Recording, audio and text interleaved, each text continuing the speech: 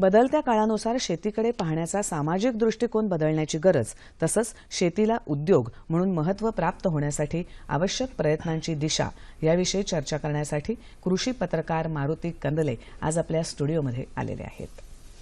नमस्कार. 9:30च्या बातम्यांमध्ये आपलं स्वागत. आत्ताच आपण बघतोय सगळ्या बातम्या की शेतकऱ्यांचा संप मिटला, काही जण म्हणतात आम्ही सुरूच ठेवणार. शेतकऱ्यांचे प्रश्न खूप वर्षानुवर्ष आपल्याकडे चालू आहेत.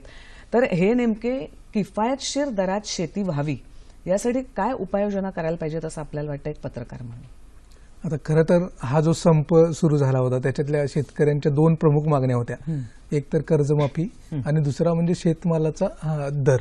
म्हणजे शेतमालाला जो काही दर मिळतो तो अपेक्षित शेतकऱ्यांना मिळत नाही. तर किफायतशीर शेती हा जर विषय आपण आज घेतोय तर त्याच्या मागे महत्वाचं असं आहे की उत्पादकता. म्हणजे आपल्याकडे महाराष्ट्राच्या पिकांची उत्पादकता ही देशातल्या शेवटच्या 5 राज्यांमध्ये पर्यंत खाली घसरली.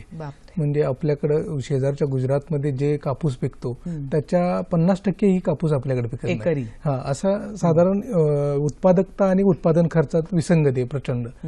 तर त्याच्यामुळे उत्पादकता जर वाढली तर शेतकऱ्यांना अपेक्षित दर मिळेल. अदरवाईज मग शेतकऱ्यांना तो खर्च जो आहे तो उत्पादनापेक्षा जास्त होतो आणि मग शेती परवडत नाही. तर ह्याला अलीकडे आत्ताच सरकारनं एप्रिल महिन्यात उन्नत शेती समृद्ध शेतकरी असे एक अभियान सुरू केले. त्याच्यात त्यांनी अनुवांशिक उत्पादकता जी आहे पिकांची ती वाढवायचा प्रयत्न त्यांचा आहे. आता अर्थात हे लॉंग टर्म मध्ये त्याचे इफेक्ट दिसतील, लगेच पुढच्याच वर्षी याच्यात काही दिसेल असं नाही. पण आपल्याकडं उत्पादकता वाढली तर शेतकऱ्यांना अपेक्षित दर मिळेल. अन्यथा हे जे आंदोलन अशी ही होत राहतील. म्हणजे थोडक्यात 1 एकरामध्ये आपल्याकडे जेवढं पिकतं त्याच्यापेक्षा खूप पटीने जास्त इतर राज्यात पिकतं, त्यामुळे त्यांचा आपल्या शेतकऱ्यांचा खर्च वाढतो. खरं आहे. आणि ते त्याला परवडत नाही मग हमी भाव. त्याच्यामुळे मग आणि जरी सरकारने 22 पिकांना हमी भाव दिलाय पण उत्पादन खर्चाचा विचार केला तर उत्पादन खर्च हा हमी भावापेक्षा जास्त किंवा हमी भावा इतका मिळतोय. तर त्याच्यामुळे मग शेतकऱ्याचं कुठं ते जे उत्पन्न आणि खर्चाची तोंड मिळवणी आहे ती मेळ बसत नाही. खर्च वाढतो. मध्ये जेव्हा आता जर आपण मागच्याच वर्षीचा विचार केला तर लास्ट इयर चांगला पाऊस झाला, उत्पन्नही चांगलं आलं. उदाहरणार्थ तुरीचं जरी घेतलं तर मागच्या वर्षीपेक्षा 4पट उत्पादन आपल्याला यावर्षी मिळालं. जवळपास 20 लाख मेट्रिक टन उत्पादन मिळालं. पण मागच्या वर्षी दर होता 11,000 रुपये क्विंटल. यावर्षी तो 5,000 रुपयेपर्यंत खाली आला. काही मधल्या काळात व्यापाऱ्यांनी वगैरे जेव्हा सरकारनं खरेदी केंद्र सुरू केली नव्हती तेव्हा तो दर 4,000 रुपये किंवा त्यापेक्षा कमीवर आला होता. बरोबर. तर हे जे विसंगती आहे उत्पादन खर्च आणि उत्पादनातली शेतमालाच्या दरातली ही दूर झाली तर शेतकऱ्याला 4 पैसे त्याच्या पिकाचे मिळतील. म्हणजे शेतकरी जे सारखं म्हणतायत हमी भाव किंवा आम्हाला एक निश्चित असा भाव द्या, त्याने सुद्धा खूप फरक पडेल असं वाटतंय आपल्याला.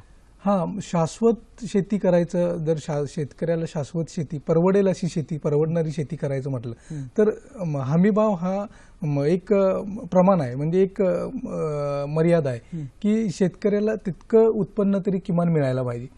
पण जर त्याचा उत्पादन खर्च कमी झाला तर मग त्याला हमी भाव परवडेल. असं ते थोडीशी सांगड आहे त्याची घालण्याची गरज आहे. याच्यावर उपाय काय? म्हणजे आपण असं बघतो की आज आपल्याकडे अल्पभूधारक शेतकरी किंवा छोटे छोटे तुकड्यात शेती असलेले शेतकरी खूप आहेत, त्यामुळे त्यांचा खर्च वाढतो. कारण तेवढ्याच छोट्या जमिनीवर तेवढाच खर्च येतो आणि मोठ्या जमिनीवरही तेवढाच खर्च येतो. तर त्याच्यासाठी सामूहिक शेती किंवा गट शेती ही जी आपल्याकडे संकल्पना आहे ती आता आपल्या देशात आणण्याची गरज आहे का? खरं आहे. आता अलीकडेच सरकारनं त्याच्यावरही भर द्यायचं ठरवलंय. राज्य सरकारनं मागच्या एप्रिल महिन्यात त्यांनी जे नवीन अभियान सुरू केले या हंगामापासून त्याची अंमलबजावणी राज्यभर सुरू होती. त्याच्यावर त्यांनी गट शेती, सामूहिक शेती याच्यावर भर द्यायचा प्रयत्न केलेला आहे. उदाहरणार्थ काय, एखाद्या गावातले 10 शेतकरी, 20 शेतकरी किंवा 100 शेतकरी एकत्र येऊन एखादी कंपनी किंवा शेतकरी गट स्थापन करतील. या गटाच्या माध्यमातून, कंपनीच्या माध्यमातून अगदी बियाण्यापासून ते पिकाचं उत्पादन येईपर्यंत, पीक उत्पादन आल्यानंतर पोस्ट हार्वेस्टिंग की त्याला काढणी पश्चात जे काही तंत्रज्ञान आहे ते देण्यापासून अगदी त्याला मार्केटिंगच्या सगळ्या सुविधा, त्याच्या शेतमालाला बाजारपेठ तयार करणं, या गोष्टी सामूहिक शेतीतून शक्य आहेत. एकटा दुकटा शेतकरी कदाचित ह्या सगळ्या गोष्टी करू शकणार नाही, कारण त्याला ते परवडणारही नाही. तर आपण आता असं बघतोय की आपल्या देशात शेती कोणाला परवडत नाहीये. खरं तर आपला कृषीप्रधान देश, म्हणजे आधी तर 90% कृषीवर अवलंबून होता, 80, 70, 75, 60 होत, आता आपण 55% का होईना पण जनता आपली अजूनही शेतीवर आहे. त्यामुळे ती अगदीच तोट्यात चालत नसणार, नक्कीच काहीतरी त्यातनं मिळत असणार.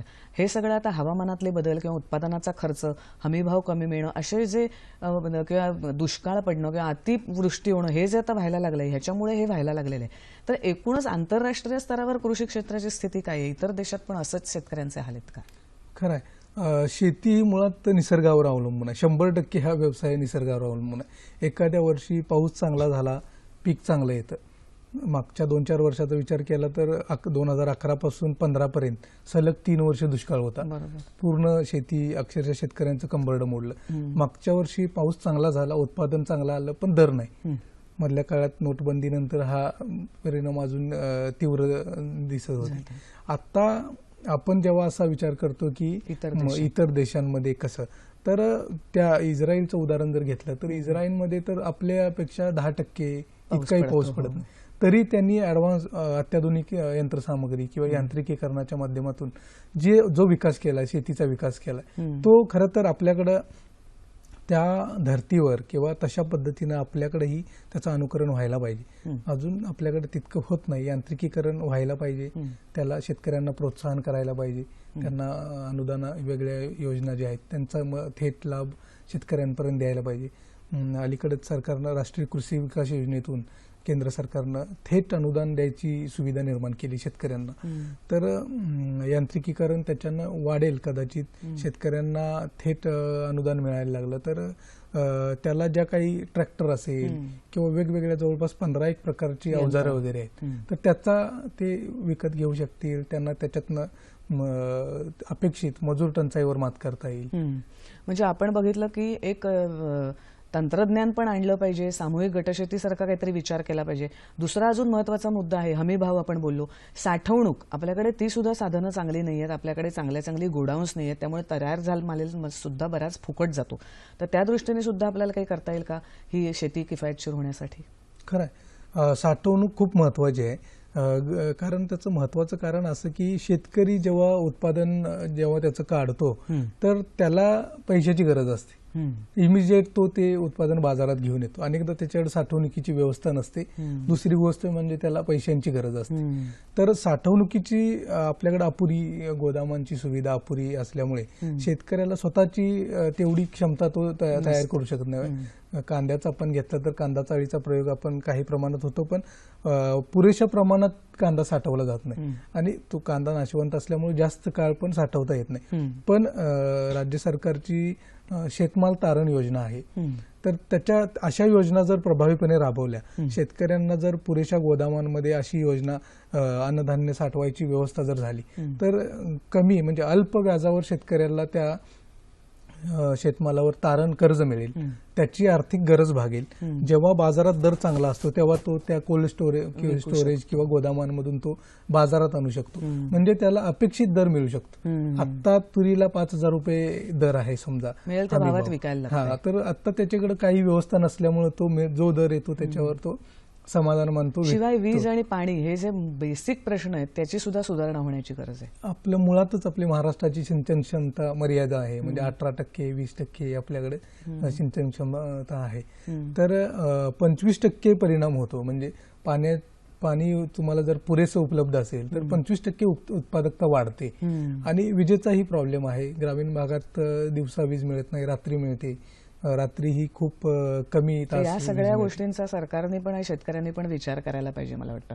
पण शेतीला सामाजिक प्रतिष्ठा मिळावी, म्हणजे एखादा माणूस जर इंजिनियर असेल, डॉक्टर असेल, तर त्याला जी त्याच्या व्यवसायामुळे एक सामाजिक प्रतिष्ठा मिळते, ती शेतकऱ्यांना आपल्याकडे दुर्दैवाने मिळत नाही तशी सामाजिक प्रतिष्ठा. तर ही मिळण्यासाठी काय करायला हवं असं वाटतं आपल्याला? खरं तर समाजाचा दृष्टिकोन आहे हा की शेतकरी हा जगाचा पोशिंदा आहे, ही जाणीव जर समाजाने ठेवली. आपण जेव्हा एखाद्या मॉलमध्ये काही घ्यायला जातो किंवा मोठ्या शहरांमध्ये एखादी खरेदी करायला जातो तेव्हा कुणीही त्याच्यात बार्गेनिंग करत नाही. पण बाजारात जेव्हा शेतकऱ्याकडून काही घ्यायची वेळ येते तेव्हा त्याच्यात त्याला बार्गेनिंग केलं जातं. तर हा अप्रोच जो आहे हा बदलायला पाहिजे. हा बदलला तर आपोआप म्हणजे थोडक्यात शेतीकडे व्यवसाय म्हणून पाहिलं पाहिजे, तो असा एक पारंपरिक धंदा म्हणून त्याच्याकडे बघता कामा नये आणि खूप गंभीरपणे त्याच्यावर विचार करायला हवा, कारण आजही 55% जनता त्या शेतीवर अवलंबून आहे. शेतीला पूरक उद्योग सुद्धा आपण निर्माण करू शकतो, तर तसे गांभीर्याने ह्या प्रश्नाकडे बघण्याची गरज आहे. तर अशा प्रकारे संपाची वेळ आपल्यावर येणार नाही मला वाटतं, खरं आहे. नाही का? तुम्ही आलात आणि वेगवेगळ्या उपाययोजनांविषयी विस्तृत माहिती दिलीत, शेतकऱ्यांसाठी काय करायला हवं याच्याबद्दलच्या, त्याबद्दल धन्यवाद.